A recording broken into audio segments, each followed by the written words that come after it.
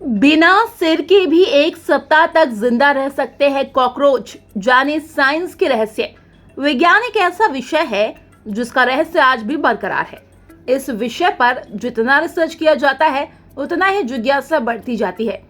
इस विषय को लोग सीखते और खोजते हैं अपने दिमाग को परखने और नए रहस्यों से पर्दा उठाने के लिए। लेकिन कभी कभी हम विभिन्न विचारों और सोच में फंस जाते हैं और अपने मन को इस उलझन की स्थिति से निकालने के लिए हमें कुछ अलग सोचने की जरूरत होती है।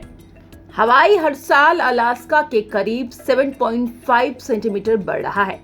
ये टेक्टोनिक प्लेटों के कारण होता है जो निरंतर गति में होती है, जो उनके नीचे उठने और गिरने वाली धाराओं द्वारा संचालित होती है।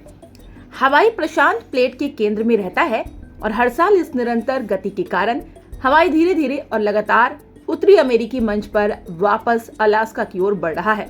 बिना सिर के कॉकरोच एक सप्ताह तक जीवित रह सकता है। कॉकरोच अपनी मेहनत के लिए प्रसिद्ध होते हैं।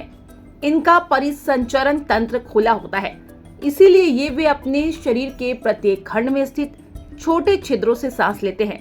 वे सांस लेने के लिए मुंह या सिर पर निर्भर नहीं होते, इसीलिए कॉकरोच एक सप्ताह या इससे अधिक दिनों तक जिंदा रह सकता है। कॉकरोच केवल इसीलिए मरता है क्योंकि मुंह के बिना वो पानी नहीं पी सकता और प्यास से मर जाता है। पानी में नमक डालने पर पानी का स्तर नीचे हो जाता है। विज्ञान के अनुसार जब एक ग्लास पानी में मुट्ठी भर नमक डाला जाता है तो ग्लास में पानी का आयरन 2% तक कम हो जाता है। इसका कारण ये है कि जब पानी में नमक मिलाया जाता है तो पानी के विलायक अणु विखंडित आयन के आसपास के क्षेत्र में अधिक सुव्यवस्थित हो जाते हैं। पानी के संपर्क में आने पर कुछ धातुओं में विस्फोट होता है।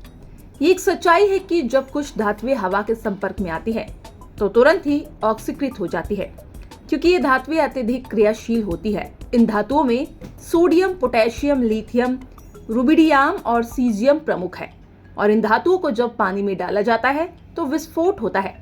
हम जानते हैं कि ये सभी 4 धातुएं हैं और इनके बाहरी कक्षा में केवल एक इलेक्ट्रॉन होता है, जिसके कारण वे आसानी से इस इलेक्ट्रॉन का त्याग कर अन्य धातुओं के साथ बंधन बना लेते हैं।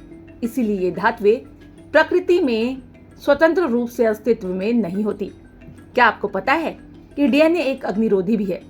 रिसर्च में पता चला है कि जब डीएनए से सूती कपड़ों की कोटिंग की जाती है तो डीएनए में पाए जाने वाले आनुवांशिकता संबंधी तत्व कपड़े की ज्वलनशीलता को कम कर देते हैं।